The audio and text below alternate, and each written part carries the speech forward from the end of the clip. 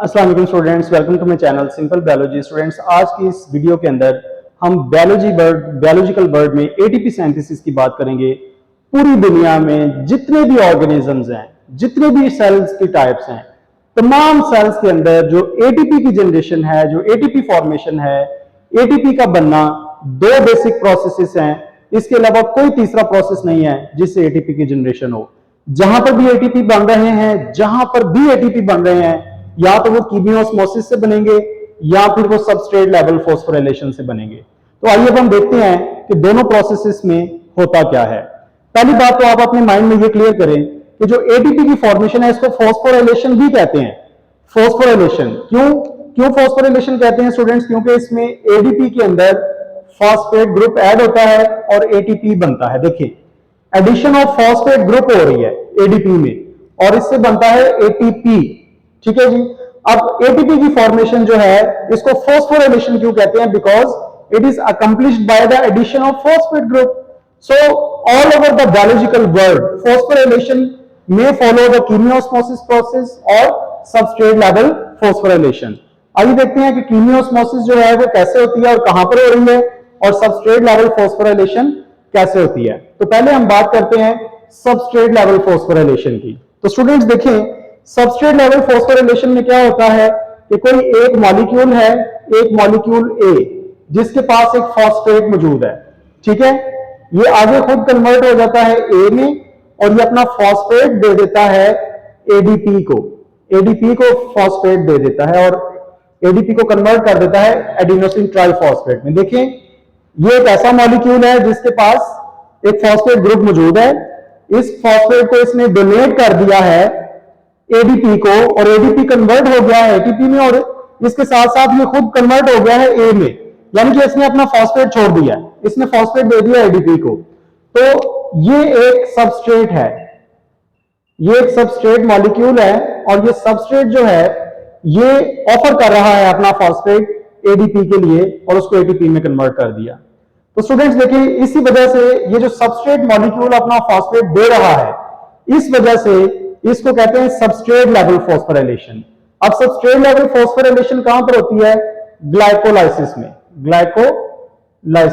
Glycolysis के जो process में एटीपी की जनरेशन हो रही है वो सबस्ट्रेट लेवल फॉस्फोराइलेशन है।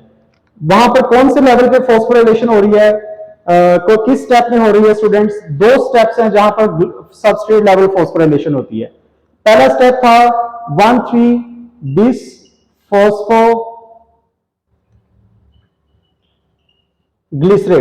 इसके पास दो फॉस्फेट हैं। ये क्या करता है? एक फॉस्फेट एडीपी को दे देता है और एडीपी को कन्वर्ट कर देता है एटीपी में और ये खुद कन्वर्ट हो जाता है 3-फॉस्फोग्लिसरेट में। तो देखें, 1,3-bis फॉस्फोग्लिसरेट ने सबस्ट्रेट का काम किया और सबस्ट्रेट का काम करके अपना एक फॉस्फेट जो है वो एडीपी को दे दिया और एडीपी को कन्वर्ट कर दिया है एटीपी में। इसी ग्लाइकोलाइसिस के प्रोसेस में एक और स्टेप है जहां पर जो है वो सबस्ट्रेट लेवल फॉस्फोराइलेशन होती है और वो है students last step, that is phosphoenol pyruvate. अपना फॉस्फेट जो है वो अपना फॉस्फेट डोनेट करता है एडीपी को और इसको कन्वर्ट कर देता है एटीपी में और खुद कन्वर्ट हो जाता है पायरोवेट में। इसी तरह स्टूडेंट्स एक और प्रोसेस है जहां पर सबस्ट्रेट लेवल फॉस्फोराइलेशन होती है, वो है क्रेब्स साइकिल में जीटीपी की फॉर्मेशन। तो ये स्टूडेंट्स एटीपी की फॉर्मेशन है बाय सबस्ट्रेट लेवल फॉस्फोराइलेशन। आइए अब हम देखते हैं कीमियोस्मोसिस में किस तरह से एटीपी की सिंथेसिस होती है। तो स्टूडेंट्स, जो कीमियोस्मोसिस का प्रोसेस है, कीमियोस्मोसिस में कोई भी मॉलिक्यूल एज ए सबस्ट्रेट काम नहीं करता, बल्कि कीमियोस्मोसिस के प्रोसेस में फ्री फॉस्फेट जो है वो साइटोप्लाज्म से या स्ट्रोमा से फ्री फॉस्फेट जो है वो ऐड किया जाता है एडीपी में। किस तरह से ऐड किया जाता है? पहली बात तो यह है कि कीमियोस्मोसिस किसी ना किसी मेम्ब्रेन के अलोंग होती है और मेम्ब्रेन कौन सी? इलेक्ट्रॉन ट्रांसपोर्ट चेन वाली, जिसमें इलेक्ट्रॉन ट्रांसपोर्ट कैरियर्स होते हैं। जैसे अब देखिए, कीमियोस्मोसिस दो जगहों पे हो रही है। एक हो रही है थैलाकॉइड मेम्ब्रेन पे, और दूसरी जो इलेक्ट्रॉन ट्रांसपोर्ट चेन हो रही है जो कीमियोस्मोसिस से एटीपी की जनरेशन हो रही है, वो स्टूडेंट्स हो रही है इनर माइटोकॉन्ड्रियल मेम्ब्रेन पे। इनर माइटोकॉन्ड्रियल थैलाकोइड मेम्ब्रेन के। अब थैलाकोइड मेम्ब्रेन के जो कीमियोस्मोसिस से एटीपी की जनरेशन होती है वो लाइट रिएक्शन के दौरान होती है, जबकि इनर माइटोकॉन्ड्रियल मेम्ब्रेन में जो एटीपी की जनरेशन होती है वो स्टूडेंट्स होती है in cellular respiration, aerobic respiration. दोनों में कैरियर्स थोड़े से डिफरेंट हैं लेकिन मैकेनिज्म सेम है। मैकेनिज्म किस तरह से है, यहां पर देखें, ये एक मेम्ब्रेन है, कोई भी मेम्ब्रेन कंसीडर कर लें, थैलाकोइड मेम्ब्रेन कर लें या इनर माइटोकॉन्ड्रियल मेम्ब्रेन। कीमियोस्मोसिस का प्रोसेस आप देखने लगे हैं। सबस्ट्रेट लेवल फॉस्फोरिलेशन में एक सबस्ट्रेट ने जो है वो अपना फॉस्फेट दे दिया, सिंपल सी बात थी। जबकि कीमियोस्मोसिस में क्या होता है कि डिफरेंट इलेक्ट्रॉन्स के कैरियर्स हैं, इलेक्ट्रॉन्स के कैरियर्स हैं इस तरह से। और यहां पर जो है वो एक एटीपी सिंथेज है, एंजाइम एटीपी सिंथेज, इस तरह से।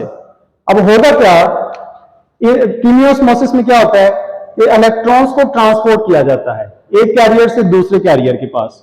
जैसे ही इलेक्ट्रॉन ट्रांसपोर्ट किए जाते हैं तो हाइड्रोजन आयंस को इस मेम्ब्रेन के क्रॉस ट्रांसफर किया जाता है इनसाइड, इस तरह से। फिर यहां से 2 इलेक्ट्रॉन अगले कैरियर के पास आए, यहां से भी हाइड्रोजन आयन अंदर आए। जैसे जैसे इलेक्ट्रॉन्स मूव करेंगे, इलेक्ट्रॉन्स की एनर्जी को यूज करके हाइड्रोजन आयन को इस मेम्ब्रेन के क्रॉस मूव करवाया जाएगा। तो एक वक्त ऐसा आएगा कि बहुत सारे हाइड्रोजन आयंस यहां पर एक्यूमुलेट हो जाएंगे। तो जब एक्सेस ऑफ हाइड्रोजन आयंस यहां पर एक्यूमुलेशन हो जाएगी तो फिर जो है ये हाइड्रोजन आयंस की जो मूवमेंट है from higher area to lower area, ये एटीपी सिंथेज से गुजर के बाहर जाएंगे। तो एटीपी सिंथेज जो है वो यहां पर एडीपी को कन्वर्ट करेगा एटीपी में और फ्री फॉस्फेट इसमें ऐड करेगा। तो ये एटीपी की जनरेशन हो रही है। तो स्टूडेंट्स, कीमियोस्मोसिस में क्या हुआ, कीमियोस्मोसिस में ग्रेडियंट एनर्जी यूज हो रही है, gradient energy of hydrogen ions for ATP generation. जबकि सबस्ट्रेट लेवल फॉस्फोराइलेशन में क्या हो रहा है, सबस्ट्रेट लेवल फॉस्फोराइलेशन में जो है वो एक सबस्ट्रेट अपना एटीपी ऑफर करता है, अपना फॉस्फेट ऑफर करता है एडीपी को, एटीपी बनाने के लिए। तो स्टूडेंट्स, जितनी भी बायोलॉजिकल सेल्स हैं, इन 2 प्रोसेस के अलावा किसी तीसरे प्रोसेस से एटीपी की जनरेशन नहीं होती। इनको अच्छी तरह समझें और इसकी प्रैक्टिस करें। Thank you for watching. Allah Hafiz.